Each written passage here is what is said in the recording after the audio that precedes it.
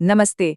एक cultural anthropologist होने के नाते मैं हमेशा उन कहानियों की तरफ आकर्षित होती हूँ जो सीधे सीधे नहीं होते हैं। और आज इस एक्सप्लेनर में हम ऐसे ही एक सबसे कॉम्प्लेक्स और कंट्रोवर्शियल फिगर का विश्लेषण करने वाले हैं, रावण। हम सबने रावण की कहानियां सुनी है, राइट? पर आज हम इसके दोहरे व्यक्तित्व यानी डुअल लेगेसी की एक ऐसी गहरी पड़ताल करेंगे जो एक आम विलन की छवि से बहुत आगे जाती है। ये सिर्फ एक राक्षस की कहानी नहीं है, बल्कि असाधारण ज्ञान और मानवीय कमजोरियों का एक बेहद दिलचस्प और अनोखा मिश्रण है। तो चलिए शुरू करते हैं। ओके, चलिए इसमें थोड़ा गहराई से उतरते हैं। यहाँ जो कॉग्निटिव डिसोनेंस या विरोधाभास है ना, वो सच में हैरान कर देने वाला है। एक तरफ मेन स्ट्रीम इंडिया को देखिए। हम नवरात्रि के बाद दशहरे पर बुराई पर अच्छाई की जीत मनाते हैं और रावण के पुतले जलाते हैं। लेकिन ठीक उसी समय एक छोटा सा गांव उसकी मृत्यु का शोक मना रहा होता है। मतलब एक ही देश में, एक ही दिन, एक शख्स के लिए दो बिल्कुल ऑपोजिट भावनाएं। है ना कमाल की बात? ये जगह है बिसरख, जो उत्तर प्रदेश में है। यहाँ के लोगों का पूरा विश्वास है कि यही रावण की जन्मभूमि है। जब पूरा देश जश्न के मूड में होता है, तब इस गांव में बिल्कुल सन्नाटा और शोक होता है। यहाँ लोग रामलीला तक नहीं करते, क्योंकि उन्हें लगता है कि अगर उन्होंने ऐसा किया तो रावण का क्रोध उन पर बरसेगा। इसके बजाय वो शांति के लिए यज्ञ और हवन करते हैं। ये हमें दिखाता है कि इतिहास और माइथोलॉजी कभी भी सिर्फ एक तरफा नहीं होते। आगे बढ़ते हैं हमारे अगले सेक्शन पर, डीकोडिंग द 10 हेड्स। आखिर इन 10 सिरों का क्या रहस्य है? 10। रावण को हम दशानन कहते हैं, पर जरा सोचिए, क्या ये 10 सिर सिर्फ एक भयानक फिजिकल रूप दिखाने के लिए थे, या फिर इनके पीछे इंसान के मन का कोई बहुत गहरा साइकोलॉजिकल सच छिपा है? चलिए इसे डीकोड करते हैं। और ये स्लाइड उस पूरे कॉन्सेप्ट को बहुत ही ब्रिलियंटली इलिस्ट्रेट करती है। देखिए, रावण का कैरेक्टर कितना कॉम्प्लेक्स था। एक तरफ उसका बेजोड़ दिमाग, 4 वेद और 6 शास्त्रों का पूरा ज्ञान, अपने समय के सबसे बड़े महापंडित। लेकिन ठीक इसके उलट यही 10 सिर 10 विनाशकारी मानवीय भावनाओं और मनोवैज्ञानिक कमजोरियों का भी प्रतीक माने जाते हैं। यानी इंटेलेक्ट और डिस्ट्रक्शन दोनों एक ही इंसान के भीतर। जरा इन 10 कमजोरियों की लिस्ट पर गौर कीजिए। वासना, क्रोध, लोभ, मोह, अहंकार, ईर्ष्या, स्वार्थी बुद्धि, अस्थिर मन और जिद्दी चित्त। ये लिस्ट हम इंसानों की सबसे बड़ी कमजोरियां हैं। रावण का उदाहरण हमें ये सिखाता है कि चाहे किसी के पास कितना भी ज्ञान क्यों ना हो, अगर इन बेसिक कमियों पर कंट्रोल नहीं है तो पतन पक्का है। उनकी इतनी महान वैदिक विजडम भी आखिरकार इन्हीं स्पेसिफिक साइकोलॉजिकल फ्लॉज के आगे हार गए। अब आते हैं हमारे अगले हिस्से पर, पेनिंस, शिवा एंड चंद्रहास।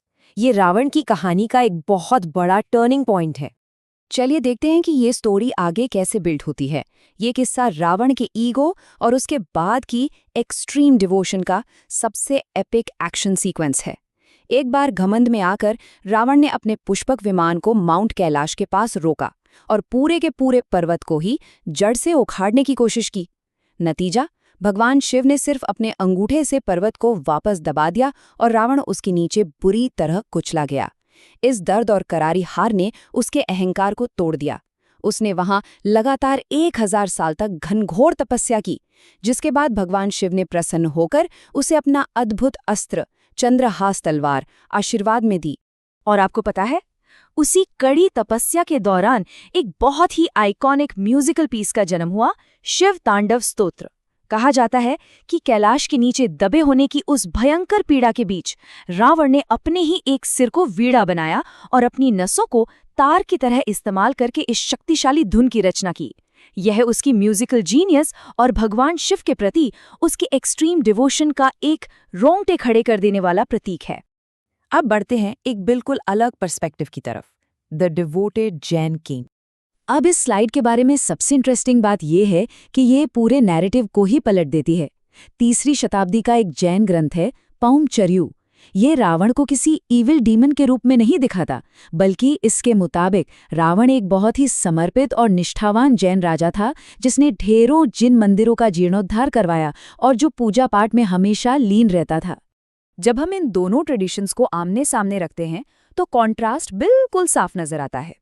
हिंदू एपिक्स रावण को एक हिंसक और घमंडी विजेता की तरह पेंट करते हैं।